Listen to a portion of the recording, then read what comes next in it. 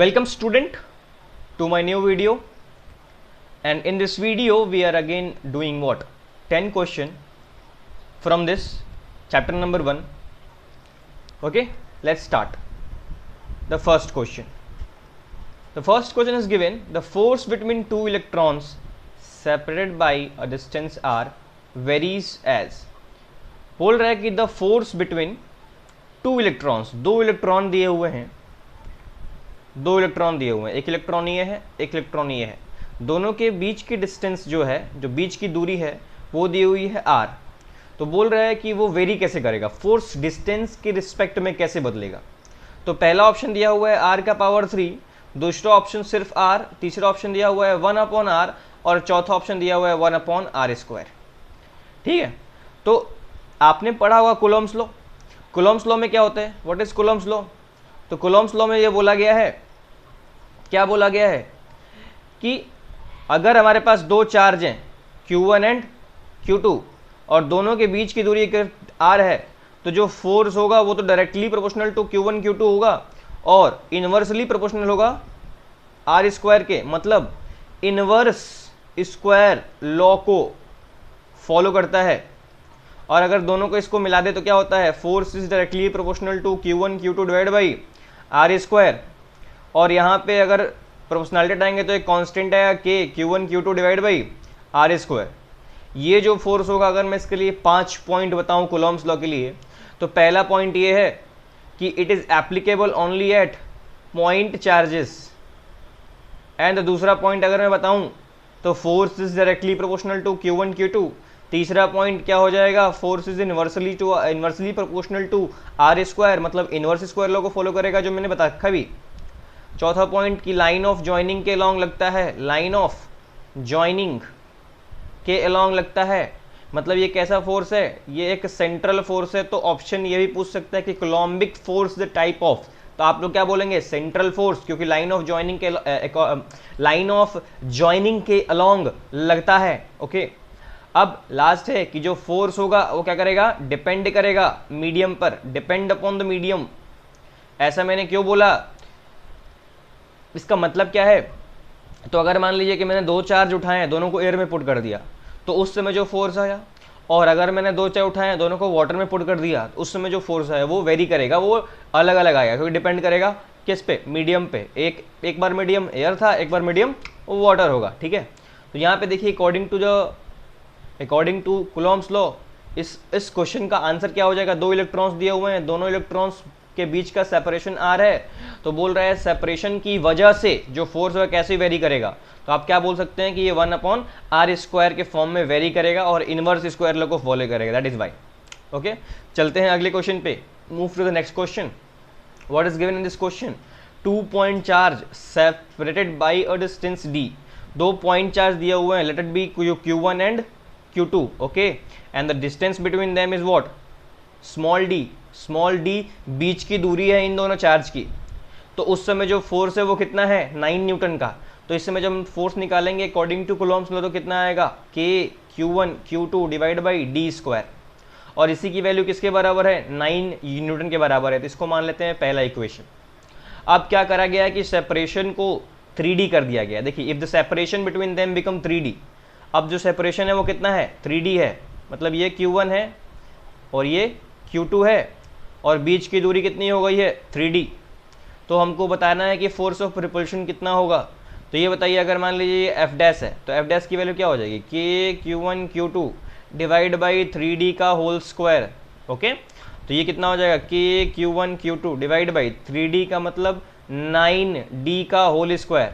और इसकी वैल्यू दिखाई दे रहा है, इसकी वैल्यू कितनी दी हुई है, इसकी वैल्यू 9 दी हुई है. देखिए, k Q1 Q2 divide by d², इसकी वैल्यू क्या दी हुई है, 9. पुट कर दीजिए तो F' क्या आ जाएगा, तो ये आ जाएगा 9 और divide by 9 and the answer will be what, 1 Newton. तो ऑप्शन नंबर कौन सा करेक्ट हो जाएगा, फर्स्ट ऑप्शन करेक्ट हो जाएगा. ओके, नेक्स्ट क्वेश्चन चलते हैं. क्वेश्चन पूछ रहा है the unit of permittivity of free space epsilon not. देखिए, परमिटिविटी ऑफ फ्री स्पेस हम लोग किसको बोलते हैं, एप्सिलॉन नॉट को इसको बोलते हैं. अब देखिए इसका यूनिट पूछ रहा है. तो अभी मैंने बताया था कि जो फोर्स होता है कोलम्बिक फोर्स, वो कितना होता है, वो होता है k Q1 Q2 divide by r². अब यहाँ पे मैंने के बारे में नहीं बताया। के को हम लोग बोलते हैं इलेक्ट्रोस्टैटिक कांस्टेंट। क्या बोलते हैं? इलेक्ट्रोस्टैटिक कांस्टेंट बोलते हैं। और यहाँ पे जो के की वैल्यू होती है वो होती है 1/4 पाई एप्सिलॉन नॉट। ठीक है, तो पूछ रहा है, अब यहाँ पे देखिए एप्सिलॉन नॉट क्या होता है? परमिटिविटी होती है। परमिटिविटी का मतलब होता है कि किसी भी मीडियम के एटम्स या मॉलिक्यूल्स कितना फोर्स को डिक्रीज कर रहे हैं दो चार्ज के बीच का, या फिर ऐसा बोल सकते हैं कि कितना दो चार्ज के बीच के फोर्स को चेंज कर रहे हैं, उसी को हम लोग क्या बोलते हैं? उस मीडियम की परमिटिविटी बोलते हैं। आई होप आपको परमिटिविटी का मतलब समझ में आ गया होगा। अब यहाँ पे हमको यूनिट फाइंड आउट करना है, तो F इजिकल्स टू क्या हो जाएगा? यहाँ पे पुट कर देंगे K की वैल्यू 1/4 पाई एप्सिलॉन नॉट, और ये हो जाएगा Q1 Q2 divide by are square. यहाँ देखिए एप्सिलॉन नॉट है, यहाँ पे F है, एप्सिलॉन नॉट को उधर भेजेंगे, F को इधर लेते आएंगे, कोई चेंज नहीं आएगा, तो एप्सिलॉन नॉट इजिकल्स टू हो जाएगा 1/4 पाई। ये तो कांस्टेंट है, इससे हमको मतलब नहीं होना चाहिए, इसकी यूनिट नहीं होती। ये हो जाएगा Q1 Q2 divide by are square, और यहाँ पे आ जाएगा F। अब चलो बताओ भाई यूनिट क्या होगी? तो चार्ज Q1 Q2 का तो कूलम हो जाएगा, तो ये हो गया कूलम स्क्वायर, और नीचे क्या हो गया? फोर्स मतलब न्यूटन, और आर स्क्वायर मतलब क्या हो जाएगा? Metre square. This is the unit of permittivity in free space. कभी कभी इसी ऐसे ही क्वेश्चन में पूछ सकता है कि परमिटिविटी ना यूनिट ना पूछ के क्या पूछ सकता है? डायमेंशन पूछ सकता है। तो डायमेंशन कैसे निकालेंगे? डायमेंशन निकालने का क्या तरीका है? तो कूलम देखिए, कूलम मतलब चार्ज दिया हुआ है, और Q इजिकल्स टू IT होता है, और I मतलब क्या होता है? करंट मतलब एम्पियर होता है उसका डायमेंशन, और टाइम का डायमेंशन कैपिटल T होता है, तो ये 80 हो जाएगा। तो ऊपर हो जाएगा 80 का स्क्वायर, और नीचे फोर्स दिया हुआ है, फोर्स होता है मास। यहाँ पे देखिए फोर्स क्या होता है? Mass into acceleration. Mass is what? Mass is capital M, और एक्सेलरेशन का कितना होता है? LT-2। ठीक है, तो ये क्या हो जाएगा? MLT-2। कभी कभी आपको डाउट आ सकता है कि ये एक्सेलरेशन की वैल्यू LT-2 कैसे हो गई? तो एक्सेलरेशन क्या हो जाएगा? Velocity upon time. वैसे change in velocity upon time होता है, और वेलोसिटी क्या होता है? Distance upon time. तो टाइम का स्क्वायर हो जाएगा D/T स्क्वायर। तो यहाँ पे D मतलब लेंथ का क्या होता है? L, और डिवाइड बाई टाइम का T स्क्वायर आ गया LT-2। आपको समझ में आ गया होगा MLT क्यों लिखा मैंने। तो MLT-2 हो गया, और आर स्क्वायर मतलब length, R square L square कर दो। अब इसको सॉल्व कर लो और डायमेंशन हमारा आ गया। आई होप आपको ये क्वेश्चन समझ में आया होगा। नेक्स्ट क्वेश्चन पे मूव करते हैं अपन। क्या दिया हुआ है? When a conducting soap bubble is negatively charge, okay, then what happens? We have a soap bubble, okay, और हमारे पास क्या है? ये क्या है? सॉरी, नेगेटिवली चार्ज है। क्या है? नेगेटिवली चार्ज है। अब नेगेटिवली चार्ज है तो क्या होगा? आप सिंपल बताइए, नेगेटिवली चार्ज तो क्या होगा? साइज, पहला option, size starts varying arbitrary, it expands, it contracts, no change in its size takes place. तो आंसर क्या हो जाएगा इसका?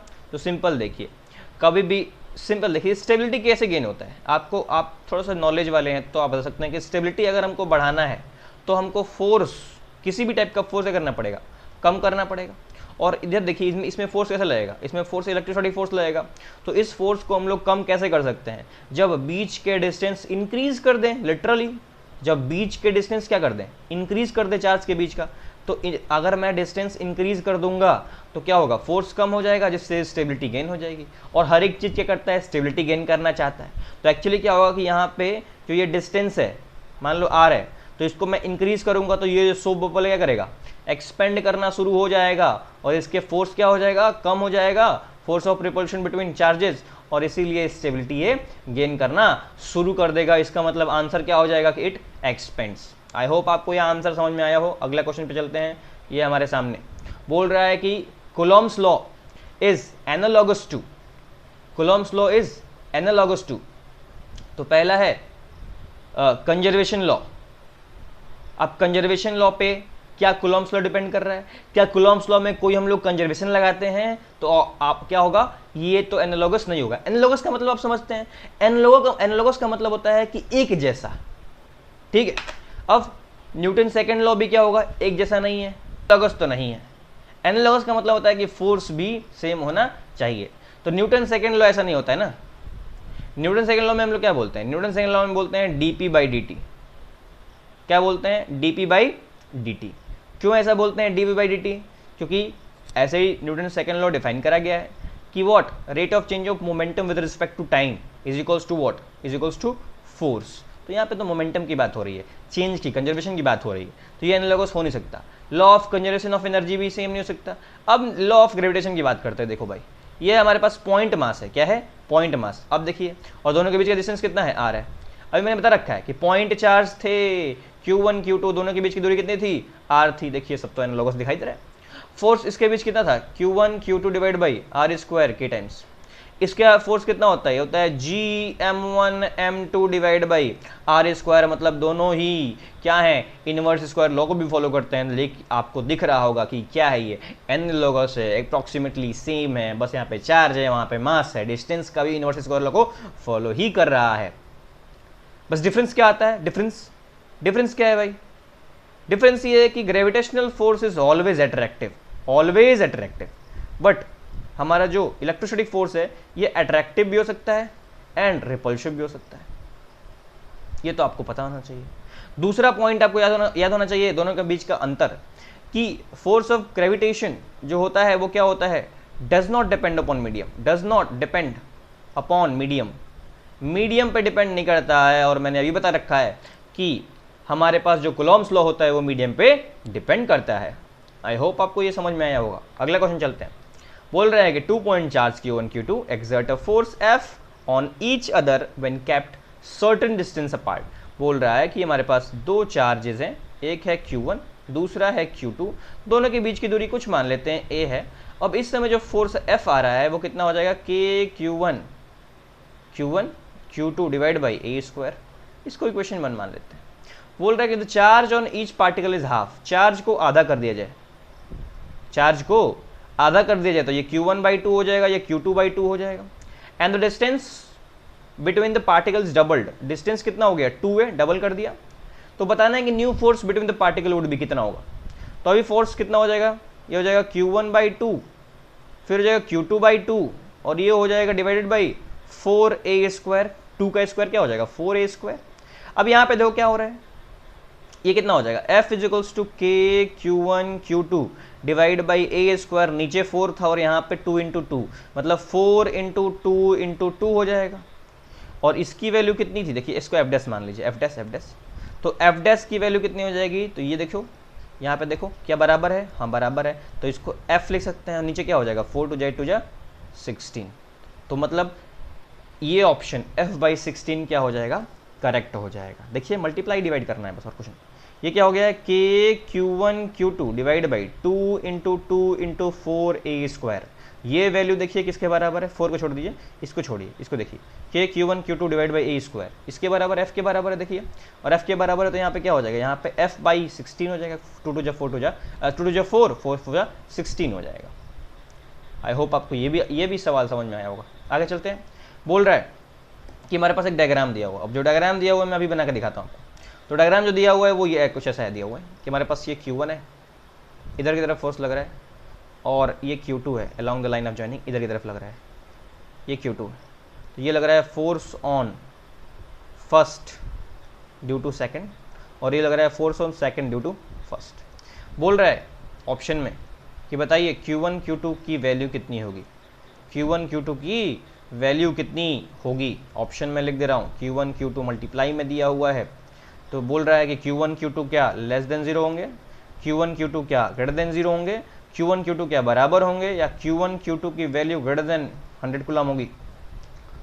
तो ये देखिए सबसे पहली बात, दोनों ही फोर्स एक डायरेक्शन में लग रहे हैं, और इसका मतलब कि ये क्या है, जो फोर्स है वो कैसा नेचर का है, अट्रैक्टिव नेचर का है। और आपको पता हो कि अट्रैक्टिव नेचर का मतलब ये है कि Q1 एंड Q2, अगर मान लो Q1 and Q2 are unlike का मतलब कि सिमिलर नहीं है। अगर Q1 पॉजिटिव है तो Q2 क्या होगा, नेगेटिव। अगर Q1 नेगेटिव है तो Q2 क्या होगा, पॉजिटिव। तो अब दोनों ही केस में अगर मैं मल्टीप्लाई करूं Q1 × Q2 तो ये कितना आएगा, नेगेटिव। क्या आएगा, Q1 Q2 नेगेटिव आएगा, क्योंकि प्लस माइनस माइनस ही होता है, और negative is not less than 0। मतलब ऑप्शन नंबर 1 क्या हो जाएगा, करेक्ट हो जाएगा इस क्वेश्चन में। आई होप आपको ये क्वेश्चन समझ में आया हो।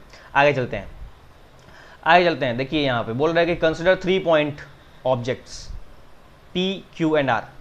बोल रहा है कि हमको हमारे पास एक ये P है, ये Q है और यहाँ पे R है। ओके, बोल रहा है कि P and Q repel each other. P और Q में क्या हो रहा है, रिपल्शन हो रहा है।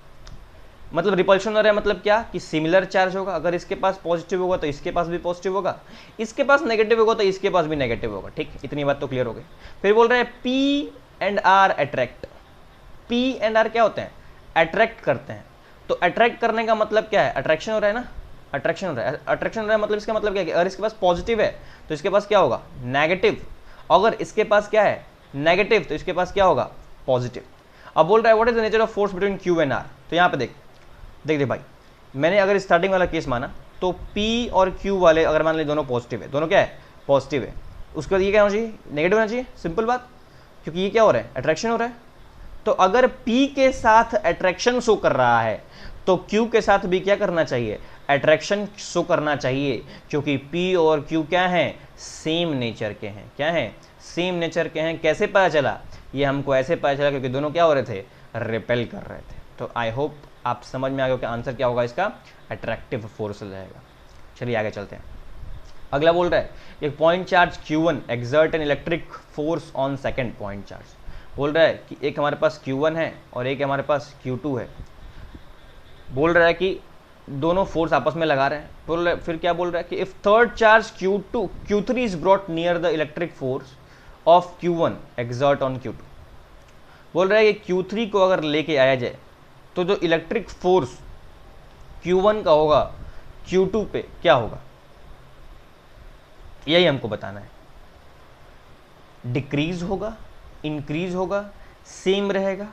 इंक्रीज होगा if Q3 is of same sign as Q1 and decrease होगा if Q3 is of opposite sign.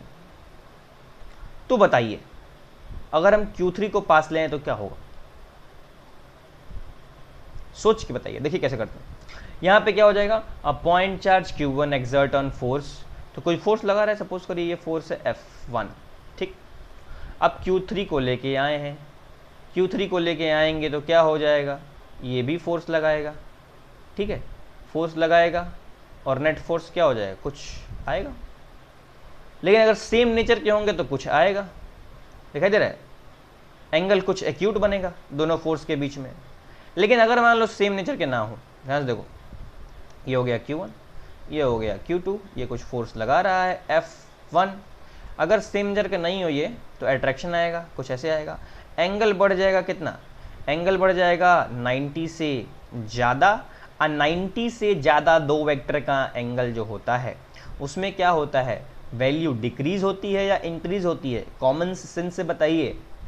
तो कॉमन सेंस ये बोलता है कि कॉस थीटा की वैल्यू क्या होती है, 90 प्लस में क्या होती है, अगर थीटा 90 प्लस है इसका मतलब ये नेगेटिव आता है। और हमको पता है कि अगर अगर अगर अगर हमको एफ नेट निकालना हो या फिर वेक्टर सम निकालना हो तो क्या होता है, इसकी वैल्यू होता है रूट में F1 square F2 square plus F1 F2 2F1 F2 cos theta. तो ये अगर नेगेटिव में होगा तो ये पूरी वैल्यू नेगेटिव में आएगी, और ये वैल्यू नेगेटिव में आएगी तो कुछ वैल्यू कम हो जाएगा। तो अगर Q3 सेम नेचर का होगा तो ये एक्यूट एंगल बनेगा। कैसा एंगल बनेगा, एक्यूट एंगल बनेगा। और इसी वजह से जो कॉस थीटा की वैल्यू होगी वो क्या होगी, पॉजिटिव मिलेगी, और ऐड होके हमको नेट वैल्यू ज़्यादा मिलेगी। तो बोल रहा है कि increase if Q3 is of same sign, ये तो सही ऑप्शन है। And decrease if Q3 is of opposite sign, एकदम सही बोल रहा है, क्योंकि एंगल क्या हो जाएगा, ऑब्ट्यूस हो जाएगा, 90 से ज़्यादा हो जाएगा, जो यहाँ पे नेगेटिव होगा, क्योंकि कॉस थीटा नेगेटिव होता है 90 से ऊपर में, तो वैल्यू डिक्रीज करा देगा। तो आई होप आपको ये आंसर समझ में आया हो कि ऑप्शन नंबर डी क्या हो जाएगा, करेक्ट हो जाएगा। अब बोल रहा है एक और क्वेश्चन दिया हुआ है, शायद लास्ट क्वेश्चन है इसमें, कि two equal charged identical small balls kept some fixed distance apart exert और repulsive force on each other. Equal बोल रहा है, दो इक्वल चार्ज हैं, ये हमारे पास Q है, ये भी हमारे पास Q है, दोनों के बीच का डिस्टेंस मान लीजिए कुछ D है, और कुछ फोर्स लग रहा है, रिपल्सिव फोर्स कितना लग रहा है, तो Q divide by D square होता है। पहला इक्वेशन मान लेते हैं। बोल रहा है कि a similar uncharged ball after touching one of them is placed at the middle of the line of joining. बोल रहा है कि एक सिमिलर चार्ज है, तो बोल रहा है similar अनचार्ज after touching one of them, किसी एक से टच कराएंगे, तो टच कराएंगे तो क्या होगा, कंडक्शन होगा। और कंडक्शन होगा तो जैसे मान लीजिए कि मैंने ये ए बॉल था, ये बी बॉल था, दोनों का अभी से चार्ज सेम था, ये वाला चार्ज सेम था, ठीक। अब सी को लेके आएंगे, सी को लेके आएंगे, अब इसको टच कराएंगे, तो टच कराएंगे तो क्या होगा, ए और सी क्या कर जाएंगे, अभी सी अनचार्ज है, क्या है, अनचार्ज है, मतलब क्यू जीरो है इसके पास। तो ये क्या हो जाएंगे, जब हम लोग इसको टच कराएंगे ए और सी को, तो इसके पास क्यू था, इसके पास जीरो था, तो कंडक्शन के कारण क्यू बाई टू क्या हो जाएगा, आधा आधा बढ़ जाएगा। और इसको एकदम सेंटर पे लाकर रख देंगे तो ये कितना हो जाएगा, इसको 2D मान लो ना, 2D मान लोगे तो अच्छा रहेगा, 4D² हो गया, ठीक। तो डी हो जाएगा, थोड़ा आसानी पड़ेगी, ठीक है। समझ में आ रहा है मैं क्या बोल रहा हूँ, मैं बोल रहा हूँ कि इनिशियली मैंने डिस्टेंस लिया था डी, तो 2D मान लेंगे, तो बोला क्वेश्चन में कि मिडिल पॉइंट पे रखना है, तो ये डी मान लेंगे ना, ये डिस्टेंस डी हो जाएगा और ये भी डिस्टेंस डी हो जाएगा, तो निकालना आसान हो जाएगा, ठीक है। और सिमिलर चार्ज है, मतलब अब यहाँ पे कितना हो जाएगा, ये क्यू/2 हो जाएगा, ये बी पे तो कोई चेंज आया नहीं है, क्यू हो जाएगा, ए पे क्या चेंज आया, क्यू/2 हो जाएगा। अब बोल रहा है कि फोर्स एक्सपीरियंस सी कितना करेगा, तो इस ए की वजह से इधर करेगा और बी की वजह से किधर करेगा, इधर करेगा। तो ए के वजह से what is the force, F' निकालते हैं, तो ए की वजह से क्या फोर्स हो जाएगा, तो ए की वजह से फोर्स हो जाएगा के क्यू डिवाइड बाई, मतलब क्यू/2 4 हो जाएगा, 2 2 4, नहीं समझे मैंने क्या बोला, मैं बोल रहा हूँ जल्दीबाजी में नहीं बताना है ना। तो क्या हो जाएगा, देखिए ध्यान से मैं क्या बोल रहा हूँ कि यहाँ पे क्या हो जाएगा, के क्यू/2 इंटू क्यू/2 इंटू D² हो जाएगा। तो ये कितना हो गया, ये हो जाएगा के क्यू² डिवाइड बाई 4D², ये F' आया, ठीक है, ये आया F'। अब F" निकाल लो, तो F" क्या हो जाएगा, के क्यू/2 into q divide by D²। तो ये कितना हो जाएगा F', ये हो जाएगा के क्यू² डिवाइड बाई 2D², ठीक है। अब ज़्यादा वैल्यू किसकी है, ज़्यादा वैल्यू किसकी है, तो ये है, ये ज़्यादा वैल्यू शो कर रहा है और ये कम वैल्यू एक्सपीरियंस कर रहा है, तो दोनों की नेट वैल्यू निकाल लो। तो F नेट कितना आएगा, तो ज़्यादा है F', कम है F', तो कितना आ जाएगा, ये माइनस कर लो, तो ये हो जाएगा के क्यू² डिवाइड बाई 2D² माइनस के क्यू² डिवाइड बाई 4D²। तो 1/2 माइनस 1/4, 1/4 बचेगा। तो आंसर क्या हो जाएगा इसका, के क्यू² डिवाइड बाई 4D²। क्या वैल्यू बराबर है, हाँ बराबर है, F के बराबर है, तो आंसर क्या आ जाएगा, F के बराबर। देखो पहले क्वेश्चन जो F माना था वो इतना ही तो आया था, हाँ इतना ही आया था, तो आंसर क्या हो जाएगा, C, ठीक है। फिर से बताऊं, देखिए क्या हुआ है, हमारे पास क्या हुआ है, हमारे पास Q था, दोनों के बीच की दूरी 2D थी, इस समय फोर्स कितना हो जाएगा, तो ये हो जाएगा F = F दिया हुआ है वैसे, के Q divide by 4D², 2D का स्क्वायर 4D² हो जाए ना, तो के क्यू² डिवाइड बाई 4D², 2D का होल स्क्वायर तो कितना हो जाएगा, 4D²। इसको पहले क्वेश्चन बना लो, ठीक। अब क्या बोल रहा है कि एक अनचार्ज बॉडी C को लेके आओ, पहले टच कराओ, आधा आधा हो जाएगा, तो क्यू/2 हो जाएगा, और इसको बीच में प्लेस्ड कर दो। अब बीच में प्लेस करेंगे तो A के वजह से इधर फोर्स लगेगा और B के वजह से इधर फोर्स लगेगा, तो इसको F' माना, इसको F" माना। इसकी बीच की दूरी कितनी हो गई, D, इसकी बीच की दूरी हो गई D, तो F" की वैल्यू कितनी हो गई, तो हो जाएगा के क्यू/2 into q divide by D²। इसको मान लिया पहला, अच्छा दूसरा इक्वेशन। अब F' निकाल, कितना हो जाएगा, के क्यू/2 और ये हो जाएगा D²। तो ये हो गया के क्यू² डिवाइड बाई 4D²। ज़्यादा वैल्यू किसकी है, ज़्यादा वैल्यू हमारे पास आधे वाले की, ये 1/4 है, ये 1/2 है, तो F नेट कितना आ जाएगा, F नेट आ जाएगा F" माइनस F'। तो आंसर निकल जाएगा कितना, के क्यू² डिवाइड बाई 2D² माइनस के क्यू² डिवाइड बाई 4D²। आंसर आ जाएगा 1/2 माइनस 1/4, 1/2 हो जाएगा, के क्यू 1/4 हो जाएगा, रियली सॉरी 1/4 के क्यू² डिवाइड बाई D²। मतलब क्या हो गया, के क्यू² डिवाइड बाई 4D² ही आ गया, जिसकी वैल्यू किसके बराबर देख लो, F के बराबर है। मतलब F नेट जो आया है वो F के बराबर आया है। मतलब कौन सा ऑप्शन करेक्ट हो जाएगा इसमें, C ऑप्शन करेक्ट हो जाएगा। आई होप आपको ये क्लियर हो गया होगा, ठीक है। तो ये हमारा लास्ट क्वेश्चन था। अब मिलते हैं अगले वीडियो में, और अच्छे से अच्छा वीडियो देखने के लिए, मतलब और वीडियो देखने के लिए क्या करिए, please like share and subscribe the channel, और पूरा फैला दीजिए, ठीक है। क्योंकि देखिए ये फ्री एजुकेशन चल रहा है, और यहाँ पे देखिए मैं सप्लाई भी कर रहा हूँ अच्छा मटेरियल, कि आपको बोर्ड में भी हेल्प मिले, ठीक है। तो आप थोड़ा सा मोटिवेटेड रखेंगे तो अच्छा रहेगा। तो please subscribe the channel, thank you.